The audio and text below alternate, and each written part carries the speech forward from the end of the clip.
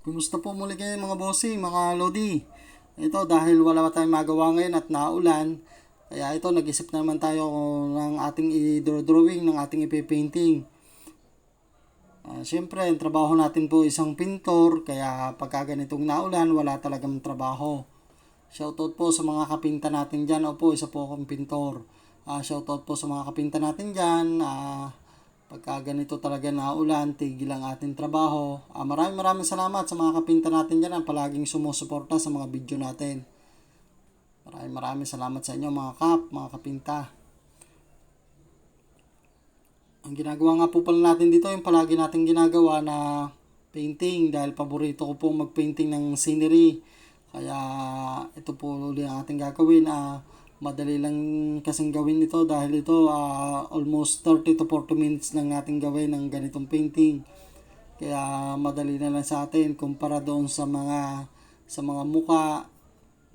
Mahirap pong gawin yun, mga 1 oras din yun. Kaya ito lang ginagawa natin, pampalipas oras din. At the same time po, binibidyohan na rin po natin ito para may ma-upload na po tayo dito sa ating video, sa ating pong Facebook. Maraming salamat nga po pala. Shoutout po sa mga star sender ko po. Maraming salamat po sa ating star sender na si Darwin Salvid po. Maraming salamat. Kay Baby Joyce Aala ka ba din? Kay Rosette Almondia Carion, Lodi, kay Ma'am Lodi po, maraming salamat po sa palagi niyong pagbibigay sa akin ng stars. Kay Ma'am Rowena Grande Dumalig, kay Ma'am Samantha Rubia Caballero Silaw, isa po rin siyang artist, Lodi po siya, ang galing po ng kamay niya. Maraming salamat ma'am. Sa pinsan ko, kay Indosolines Kenneth, thank you. Kay Aurea Martinez, maraming salamat po ma'am sa pagbibigay niyo po sa akin ng stars. Tsaka kay konsehal po dito sa aming barangay, kay John Aaron Christian Andino. Konsi, maraming salamat sa pagbibigay mo sa akin ng stars. Congrats na rin sa iyo dahil monetize ka na rin sa Adson Reels. Congrats Konsi. At sa mga nananawagan po ko dyan, sa mga star sender, baka naman makalambing sa inyo ng stars. Kahit paano, pandagdag natin yan sa mga materials natin dito sa ginagawa natin pagpipainting. Malaking tulong po yan kung ako mabibigyan nyo ng stars. Maraming salamat po. Shoutout po sa inyo sa mga star sender po dyan. Baka naman.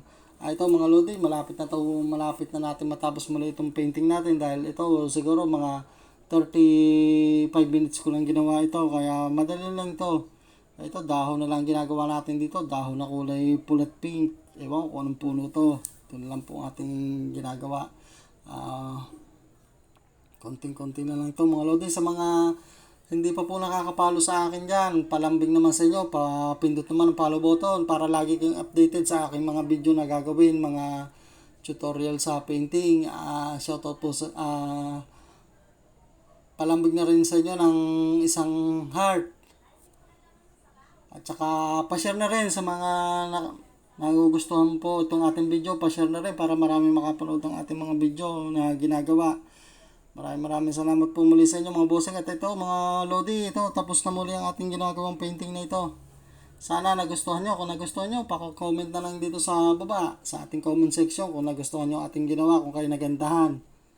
Maraming salamat sa inyo sa palagi nyo panonood sa akin. Thank you po muli sa inyo mga bossing, mga lodi.